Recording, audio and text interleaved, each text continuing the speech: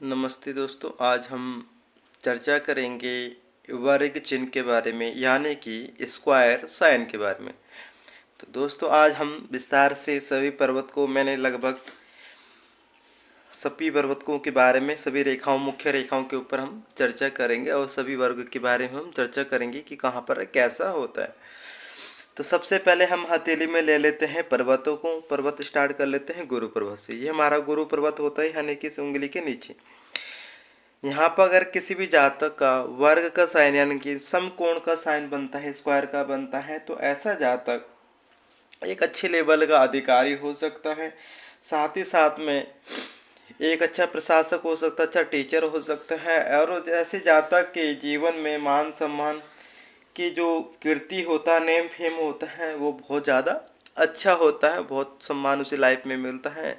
और कई बार ऐसे जातक का बचपन बहुत ही खराब होता है, बट अपनी मेहनत से वो बहुत उच्च पद पर पहुंचता है।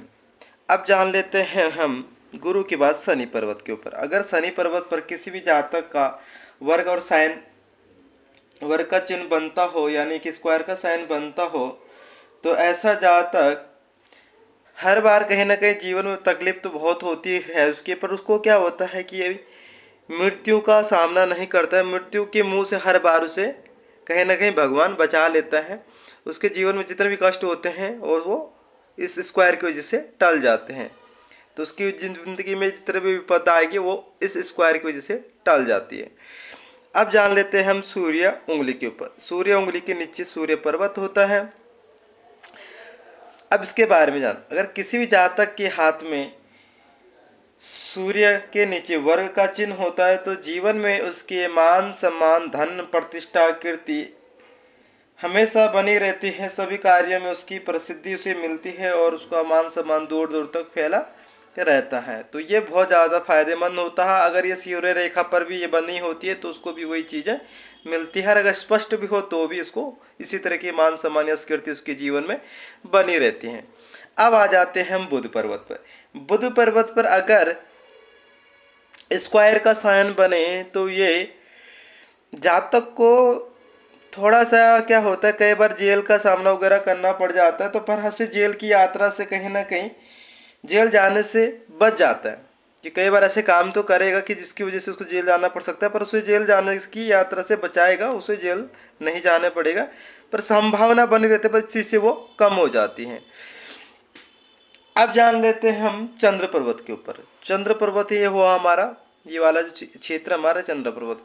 अगर किसी भी जातक के हाथ में यहाँ पर वर्ग का साइन बनता हो, तो ऐसा व्यक्ति कल्पनाशील वाला होता है, पर कहीं ना कहीं उसे गंभीर होता है, अपने जीवन के प्रति दयालु होता है, विपरीत परिस्थिति में कहीं ना कहीं धैर्य रखने वाला होता है।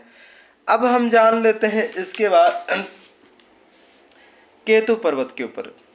इस तरीके से हम आ गए यहाँ। अब केतु पर्वत के ऊपर। केतु पर्वत होता है हमारी मणिबंध के ऊपर। यहाँ पर केतु पर्वत अगर किसी भी जातक के हाथ में ऐसे होता है तो उसका ये बहुत ज़्यादा शुभदायक होता है। कहीं ना कहीं क्यों होता है कि ऐसे जातक का भाग्योदय शीघ्र ही हो जाता है। कई बार बचपन में ही हो जाता है, बहुत छोटी अवस्था में ही बहुत अच्छे पद पे पहुंच जाता है। तो ये भाग्योदय और भाग्य में उन्नति के लिए होता है। अब आ जाते हैं हम शुक्र पर्वत पे। शुक्र पर्वत पे जान लेते हैं, अगर स्क्वायर का चिन्ह होता है तो ये भी बहुत ज़्यादा अच्छा होता है। कहीं ना कहीं ऐसे जातक प्रेम के मामले में बहुत ज़्यादा सावधान होता है, सोच समझ के प्रेम करने वाला होता है। और जीवन में कभी भी अगर उसे बदनामी का सामना करना पड़ता है तो बदनामी के क्षेत्र से कहीं ना कहीं उसे बदनामी से बचा देता है ऐसे। तो ये रहा। उसके बाद अब हमारा मंगल पर्वत एक यहाँ पर होता है, एक यहाँ पर होता है। अगर यहाँ पर हो या तो यहाँ पर हो मंगल पर्वत पर, तो ये भी बहुत ज़्यादा शुभ माना जाता है। कहीं ना कहीं ऐसे जातक का जो गुस्सा है बहुत संयम में होता है, कंट्रोल में होता है, कंट्रोल को अपने बस में करने वाला होता है, बहुत कम गुस्सा करता है अपने जीवन में, और बहुत ज़्यादा साहस उसके जीवन में होता है। एक होती है हमारी यात्रा रेखा। यात्रा रेखा हमारे इस तरीके से निकल जाती है। इस तरीके से अगर यात्रा रेखा पे स्क्वायर बनता है तो ये भी अच्छी मानी जाती है। कहीं ना कहीं ऐसे जहाँ तक बहुत सारी यात्रा करता है और यात्रा के दौरान उसे धन लाभ भी होता है। दूसरी चीज एक यहीं पे चंद्र रेखा भी होती है। यात्रा रेखा और चंद्र रेखा लगभग समान ही होते हैं। तो अगर किसी जातक की चंद्र रेखा पर होती है तो वो भी बहुत ज़्यादा शुभ मानी जाती है, उसकी लाइफ में बहुत उन्नति होती है, उन्नति में सहायक होती है। अगर यहाँ पर साइड में हमारी होती है विवाह रेखा, इस तरीके से विवाह रेखा पर अगर हो तो ऐसे जातक को बहुत पढ़ी लिखी, शिक्षित, संस्कारी बीवी मिलती है। और साथ ही साथ क्या होता है कि कई बार ऐसा देखा गया मेरे अनुभव से, 10 साल के अनुभव से, कि ऐसे जातक की कई बार सरकारी या अच्छी पोस्ट पे उनकी बीवी होती है और बहुत ज़्यादा संस्कारी भी होती है। ये मैंने यहाँ से यहाँ तक जो बुध पर्वत पर जीवन रेखा से यहाँ तक जो एक रेखा जाती है इसे स्वास्थ्य रेखा बोलते हैं। स्वास्थ्य रेखा मैंने ऑलरेडी यहाँ पर आपको दिखाई दे रही होगी, ये वाला है।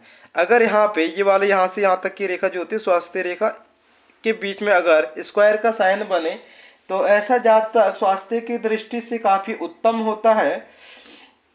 उसका जो शरीर होता काफ़ी आकर्षक होता है, सुंदर होता है ऐसे जातक, और जीवन भर उसका स्वास्थ्य अनुकूल रहता है, यानी कि स्वास्थ्य की दृष्टि से ऐसे जातक काफ़ी अच्छा होता है। अब बात कर लेते हैं हम भाग्य रेखा। मणिबंध से और शनि पर्वत, मणिबंध से शनि पर्वत के बीच जो सीधा रेखा जाती है उसको बोलते हैं हम भाग्य रेखा। भाग्य रेखा के बीच में मैंने यहाँ पर बना रखी है स्क्वायर। अगर किसी भी जातक के हाथ में भाग्य रेखा पर वर्ग का साइन होता तो ऐसे जातक छोटी ही अवस्था में कहीं ना कहीं भाग्य उन्नति हो जाता है और उसके जीवन में भाग्य में कभी रुकावट नहीं आती। इंसान जो जो काम करना चाहता है अपनी मेहनत से उसकी उसमें सहायक मिलती है। ठीक है, अब हम जाते हैं हृदय रेखा का। भाई हृदय रेखा उसी के बगल में है, हृदय रेखा के ऊपर चर्चा कर लेते हैं। हृदय रेखा पर अगर वर्ग का साइन हो, चिन्ह हो स्क्वायर का, तो ऐसे जातक का ग्रस्त जीवन जो होता काफ़ी सुखमय होता है, अच्छा होता है। साथ ही साथ ऐसे जातक जो होता है हृदय उसका बहुत परोपकारी होता है। प्रेम के क्षेत्र में भी वैसे इंसान बहुत अच्छा होता है, कभी भी किसी को धोखा नहीं देता है, बहुत कोमल हृदय और विशाल हृदय का होता है। उसके नीचे मस्तिष्क रेखा है। मस्तिष्क रेखा के अगर स्क्वायर की बात करें हम, ये यहाँ से नीचे इस तरीके से बीच की जो लाइन होती है हाथ के बीचों बीच, इसको हम हथेली की मस्तिष्क रेखा, माइंड लाइन बोलते हैं।